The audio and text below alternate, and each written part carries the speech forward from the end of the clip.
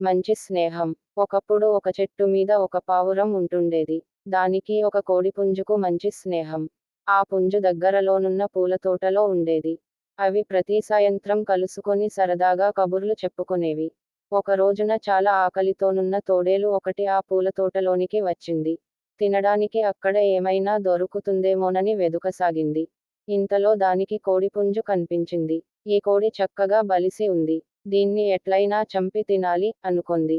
మెల్లగా వెళ్లి అమాంతం కోడిపుంజును పట్టుకొని తన సంచీలో వేసుకొని పారిపోసాగింది.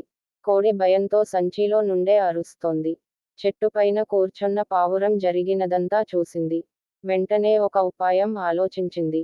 తోడేలు కంటే ముందుగా ఎగిరి వెళ్లి అదిపోయే దార్లో చచ్చిన దానిలాగా పడుకొంది. దారిలో పడి ఉన్న ఆ పావురాన్ని తోడేలు చూసింది. ఆహా! ఏమి అదృష్టం నాది! ఒక కోడి, ఒక పావురం నాకు దొరికాయి. ఇవ్వాళ మంచి విందు భోజనం చేస్తాను అనుకొంది. చేతిలో నున్న సంచీని క్రిందపెట్టి పావురాన్ని తీద్దామని దాని దగ్గరగా వెళ్ళింది. మంచి సందు దొరికింది అనుకొని కోడి వెంటనే సంచిలో నుండి బయటికి వచ్చి, ఆ సంచీలో ఒక రాయిని పెట్టి తాను వెళ్లి ప్రక్కనే ఉన్న పొదలో దాక్కుంది.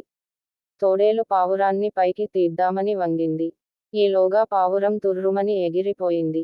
ఓసి! దొంగ పావురమా! ఎంత మోసం చేశావే! అనుకుంటూ సంచీని భుజాన వేసుకొని ఇంటికి చేరింది. ఆ రోజుకు ఆ కోడితోటే సరిపెట్టు కొందామని సంచీ తెరచింది. అంతే! గుండె గుబేలుమంది. కోడిలేదుగాని ఒక రాయి ఉంది. కోడి రాయిగా ఎట్లా మారిందబ్బా! ఇప్పుడు నేనేం తినాలి? అనుకొంటూ ఏడుస్తూ కూర్చుంది. కోడి, పావురము ఒక్కచోట చేరి తోడేలు తెలివితక్కువ తనానికి నవ్వుకొన్నాయి.